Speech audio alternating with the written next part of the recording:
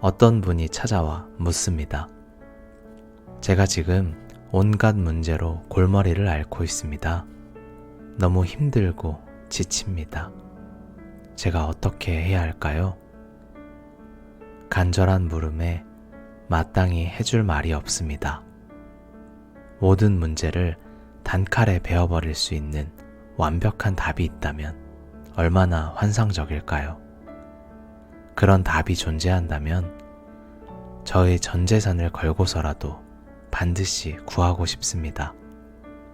하지만 안타깝게도 그런 답은 존재하지 않습니다. 삶은 쉼없이 이어지는 문제를 해결해 나가야 하는 기나긴 마라톤입니다. 세상 그 누구도 문제없는 사람은 없습니다. 모든 이가 저마다의 문제를 안고 있습니다. 설령 한 문제를 풀었다 하더라도 또 다른 문제가 갑자기 튀어나옵니다. 삶은 나에게 결투를 신청하는 악당 같습니다. 자, 이리 와. 나랑 한번 붙어보자고. 삶은 끊임없이 숙제를 내주는 선생님 같습니다. 숙제를 끝냈니?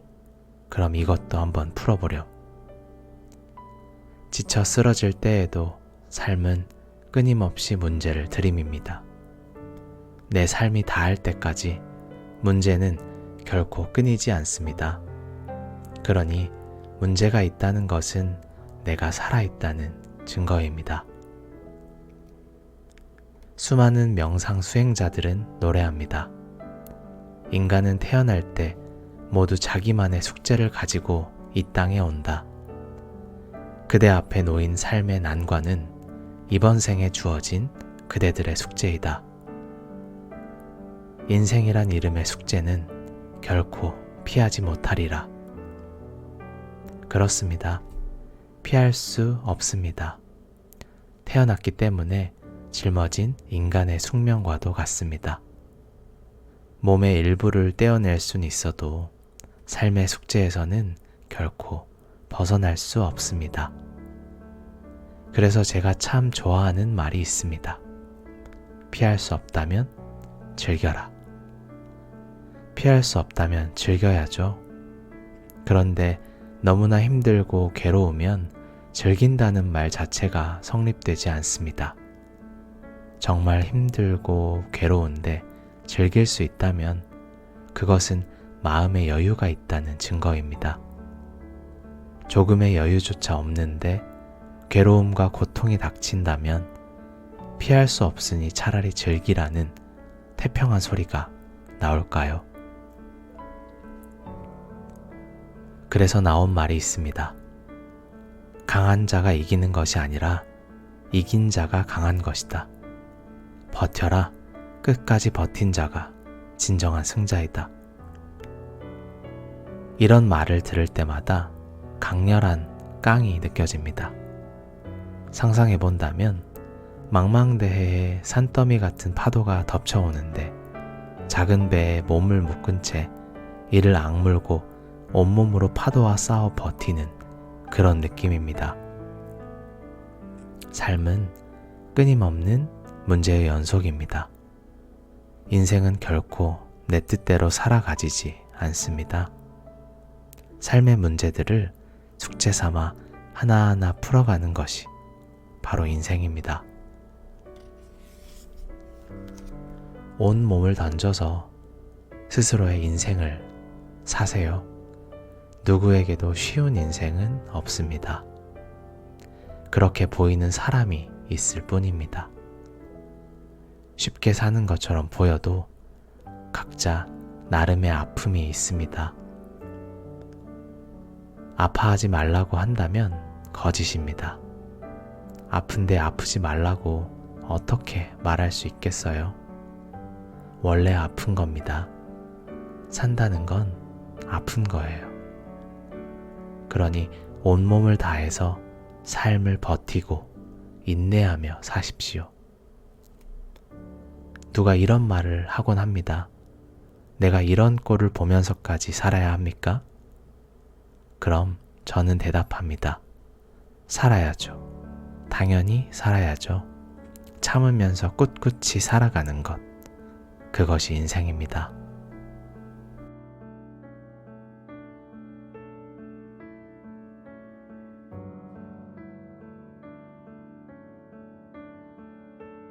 한 집안의 가장으로 평생을 살아온 할아버지가 있었습니다. 한 여자의 듬직한 남편이자 아이들의 자상한 아버지였죠. 세월이 흘러 노쇠해진 몸으로 병원에 입원했고 곧 임종의 시간이 되었습니다. 소식을 듣고 달려온 아들과 딸, 손주를 바라보며 할아버지가 말했습니다. 너희들에게 꼭 해주고 싶은 말이 있구나. 내가 인생에서 배운 이 3가지를 꼭 기억해 주길 바란다. 할아버지가 침을 삼키고 말을 이었습니다. 첫째, 꼭 건강을 관리해라. 젊을 때는 몰랐는데 나이가 드니 그동안 무리했던 몸뚱이가 지금까지 말썽이구나. 일도 좋고 노는 것도 좋지만 절대 쉬는 시간을 낭비하지 말고 반드시 건강을 챙겨야 한다. 둘째, 가족과 더 많이 대화하고 더 많은 시간을 보내라. 바쁘다는 이유로 돈을 번다는 핑계로 너희들과 함께하지 못한 시간이 두고두고 아깝구나. 셋째, 사람은 결국 죽는다. 이걸 절대 잊지 마라. 소중한 사람이 갑자기 죽을 때 나처럼 후회하지 않길 바란다. 갑자기 죽음이 닥치더라도 나처럼 당황하지 않길 바란다. 할아버지가 숨을 고르고 마지막으로 당부했습니다. 이 3가지만은 꼭 기억해다오. 가족들은 숙연해졌습니다. 잠시 후 아들이 침묵을 깨고 입을 열었습니다. 아버지, 살면서 가장 좋았던 일이 무엇이었나요? 할아버지께서는 눈을 지그시 감았습니다.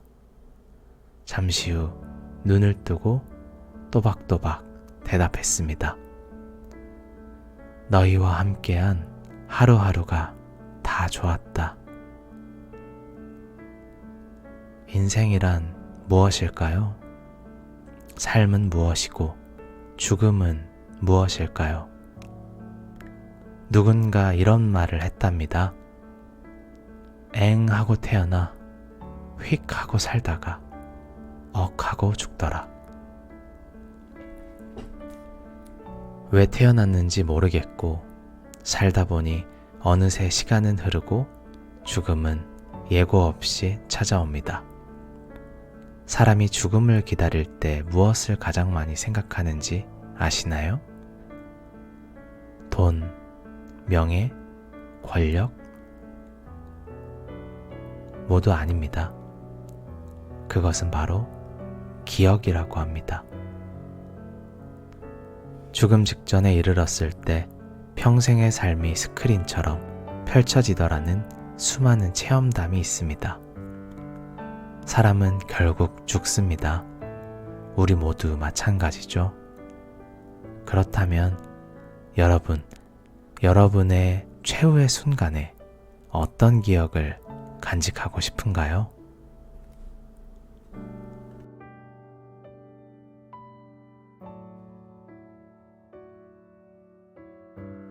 행복과 불행은 누구의 선택일까요?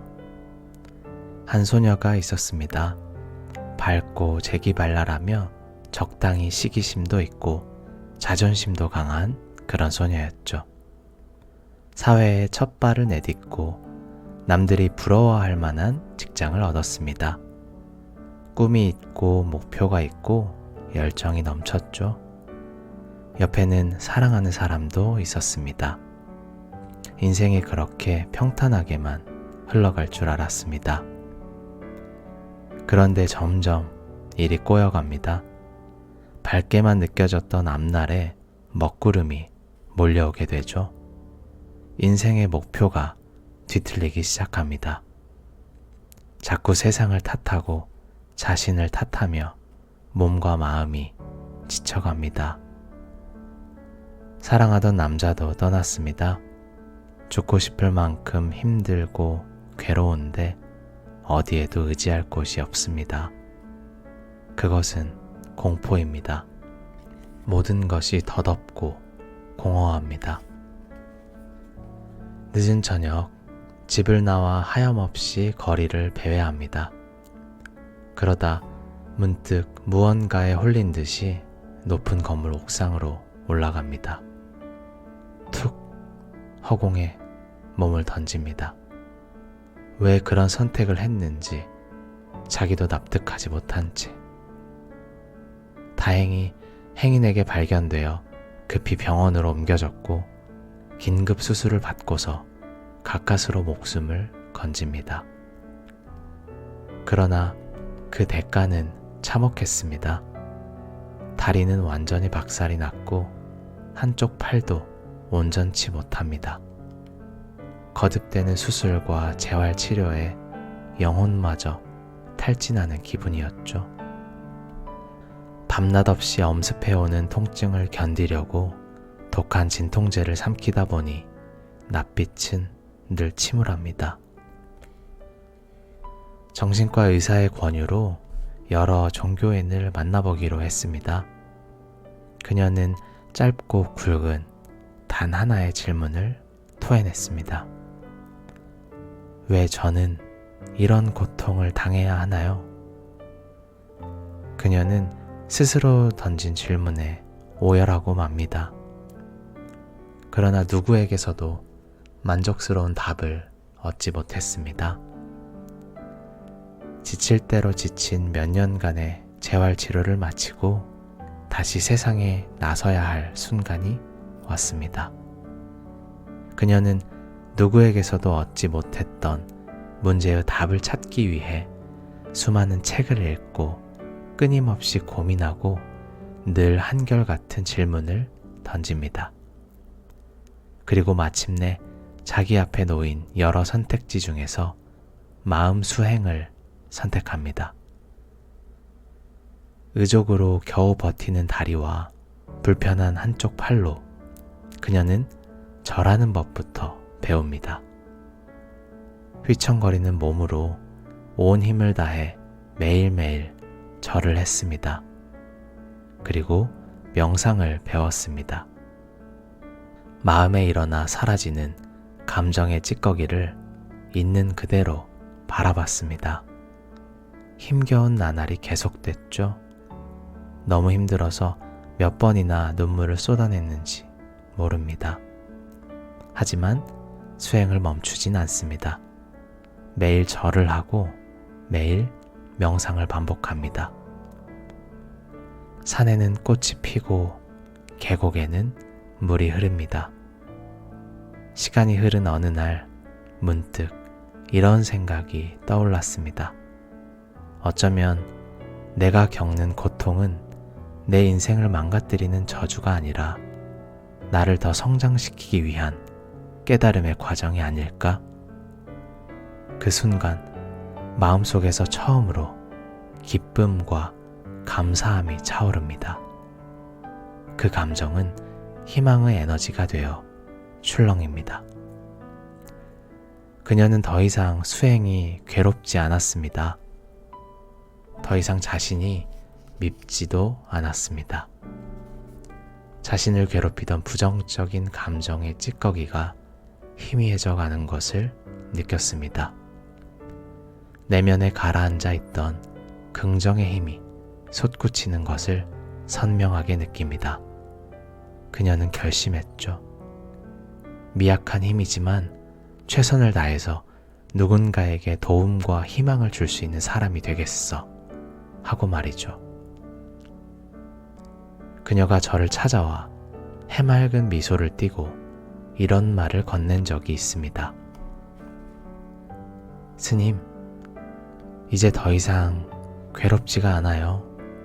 왜 내가 이런 고통을 당해야 했는지 더 이상 중요하지 않습니다. 제 인생에서 지금이 가장 행복해요. 이제 확실히 알았습니다. 행복과 불행은 지금 이 순간 나의 선택이라는 것을요.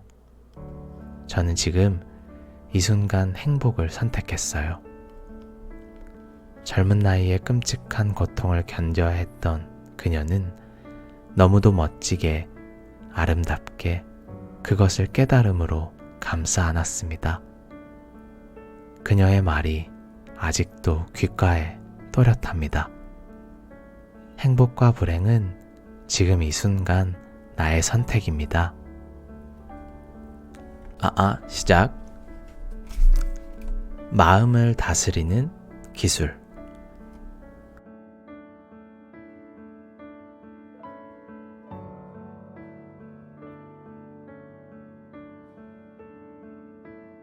스트레스를 흔히 소리 없는 살인자라고 표현합니다. 무시무시한 비유다 싶지만 스트레스로 인한 발병 사례들을 접하다 보면 그 표현이 결코 지나치다고 할 수는 없을 것 같습니다. 바쁜 현대인들에게 스트레스는 큰 골칫거리 중 하나죠. 어느 의사는 오랜 연구 결과를 바탕으로 현대인의 고질병 중 70%는 스트레스를 조절하는 것만으로도 완치가 가능하다고 말합니다.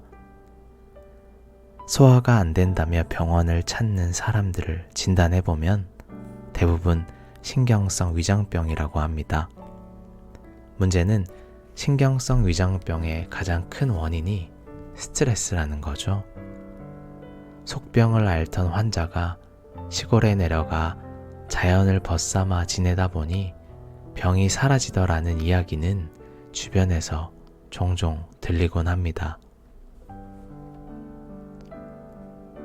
스트레스는 라틴어에서 유래된 단어입니다. 무언가를 팽팽하게 잡아당긴다는 의미로 14세기에 이르러 스트레스라는 용어가 사용되기 시작했습니다. 당시에는 고뇌, 억압, 곤란, 역경 등을 가리키는 단어였다고 하죠. 사실 스트레스는 인류의 진화에 지대한 영향을 끼친 긍정적인 생존 능력이었습니다. 주변의 위험으로부터 인간을 지켜주는 강력한 생존 신호였죠. 그러나 지나치면 모자람만 못하다는 말이 있습니다. 적당한 스트레스는 일상의 양념이 될 수 있지만 과도한 스트레스는 심신을 피폐하게 만들죠. 마치 매운 음식이 입맛을 돌게 하지만 지나치면 위장을 망치듯이 말입니다. 스트레스의 주된 증세는 긴장입니다. 지금은 원시시대와 같이 위협적인 환경이 사라졌음에도 인간에게는 긴장이라는 신체적 반응이 여전히 남아 있습니다. 한때는 생존에 도움이 되었던 것이 이제는 생존을 위협하는 현상이 되어버린 거죠. 과도한 긴장, 지속적인 긴장은 몸과 마음의 건강을 무너뜨립니다. 다행히 우리에게는 자체적으로 긴장을 녹여낼 수 있는 기술이 있습니다. 긴장의 소멸이란 결국 스트레스의 해소를 뜻합니다. 이 기술은 딱히 어렵지 않은데요. 아니, 오히려 너무 쉬워서 처음 접하는 사람들은 의심을 할 정도입니다. 그러나 그 효과는 참으로 놀랍죠.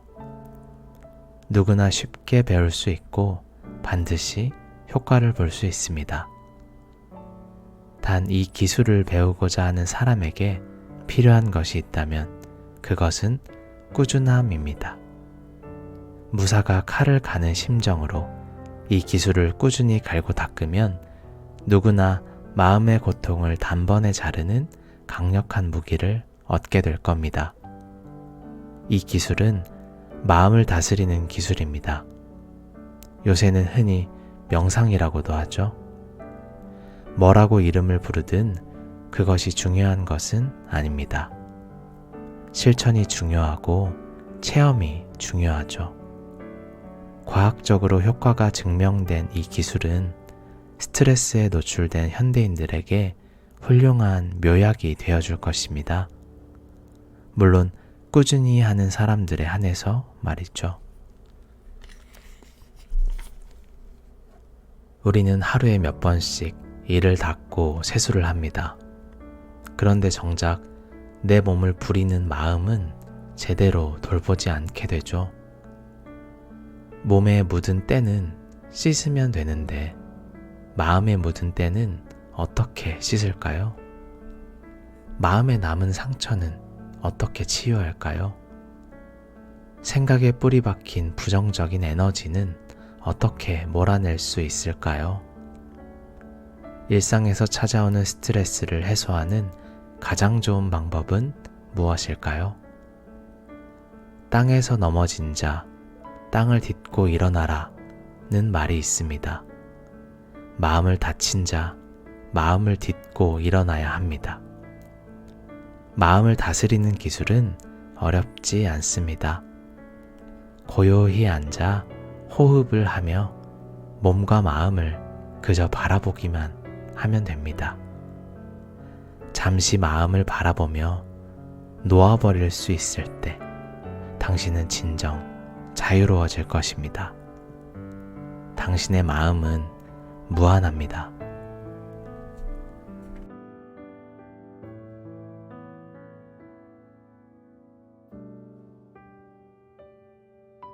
못된 사람을 상대하는 방법.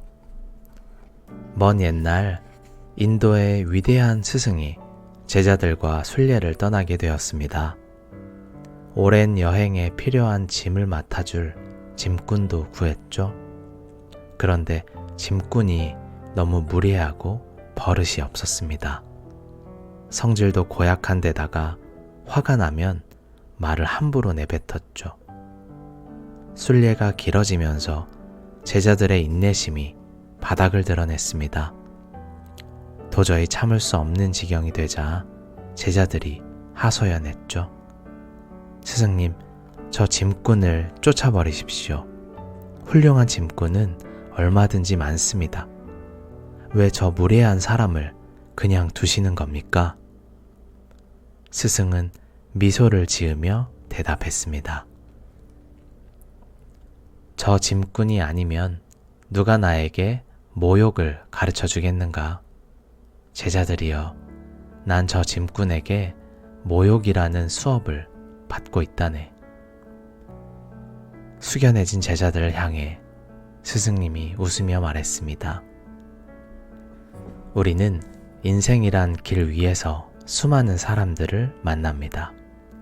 그 중에는 좋은 인연도 있지만 다시는 마주치고 싶지 않은 인연도 있죠. 문제는 그들을 내 뜻대로 선택할 수는 없다는 것입니다. 어느 정신과 의사가 말했습니다. 정말 치료받아야 할 환자는 병원에 오지 않고 그런 사람 때문에 상처받은 사람들이 병원에 오게 된다. 여러분, 싫은 사람이 있다면 그냥 싫다고 말하세요. 미운 사람이 있다면 그냥 만나지 마세요. 별난 사람이 있다면 그냥 적당히 대하세요.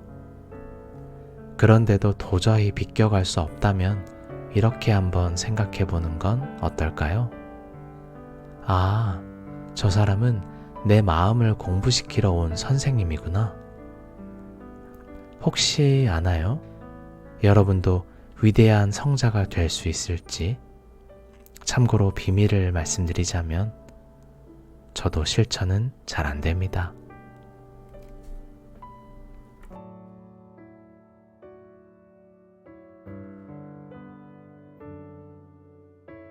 가시를 거두세요. 화려한 빛깔과 아름다운 무늬를 가진 꽃이 있었습니다. 꽃은 자신의 아름다움을 한껏 뽐내며 동물들과 친해지려 했지만 아무도 가까이 오려 하지 않았습니다. 먼저 다가가 말을 걸고 싶어도 모두 꽃을 멀리했죠. 슬픔에 빠진 꽃은 지나가는 사슴에게 하소연했습니다. 왜 나에게 다가오지 않니? 난 너희들과 친구가 되고 싶어. 사슴이 말했습니다. 너는 화려하고 예쁜 무늬를 가졌어. 기분 좋은 향기도 나지. 그런데 너한테는 뾰족한 가시가 있어. 그래서 아무도 너에게 가까이 다가가지 못하는 거야. 제가 어떤 분을 보고 깜짝 놀란 일이 있었습니다. 정확하게 3번 놀랐는데요. 첫 번째는 아주 똑똑해서 놀랐고, 두 번째는 또박또박 말을 잘해서 놀랐습니다. 이것은 칭찬인데요. 진심으로 그분의 장점이었죠. 그런데 왜 3번째로 놀랐느냐? 너무 부정적이라서 놀랐습니다. 정말 놀랐습니다. 볼수록 놀라웠죠. 어쩜 저리 삐딱할까? 궁금했습니다. 무엇이 저 사람을 저렇게 삐딱하게 만들었을까? 생각이 부정적이니 말을 할 때마다 삐죽거리게 됩니다. 안타까웠습니다. 저렇게 똑똑하고 말도 잘하는 사람인데 생각이 삐뚤어졌구나. 한마디 말을 해도 다른 사람의 마음을 편하게 해주는 사람이 있습니다. 반면에 한마디 말이라도 불편하고 기운 빠지게 하는 사람도 있죠. 덕불고라는 말이 있습니다. 덕이 있는 사람은 외롭지 않다. 주변에 항상 좋은 사람들이 모이기 때문입니다. 제가 깜짝 놀란 그분 주변엔 사람이 별로 없었죠. 늘 외롭고 지쳐 있었습니다. 늘 날카롭고 신경질 가득한 모습이었죠. 무엇이 그 사람을 날카롭게 만들었을까요? 다시 꽃의 이야기로 돌아가 보겠습니다.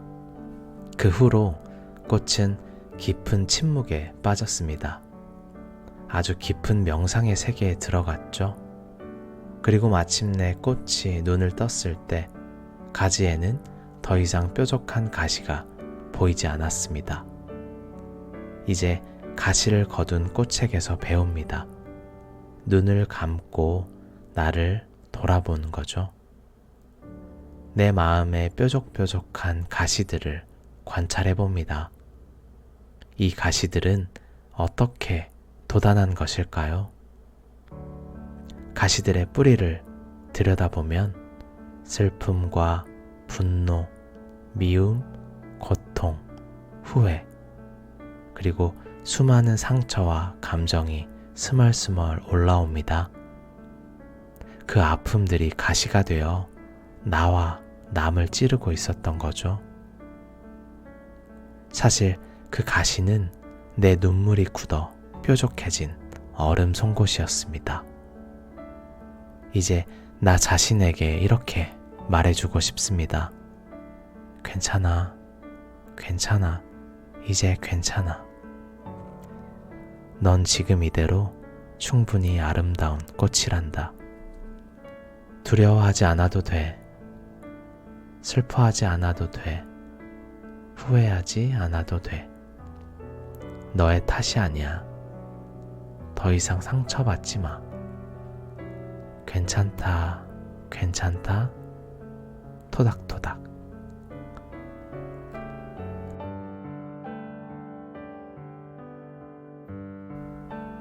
잠시 가시를 거두어도 당신은 안전합니다.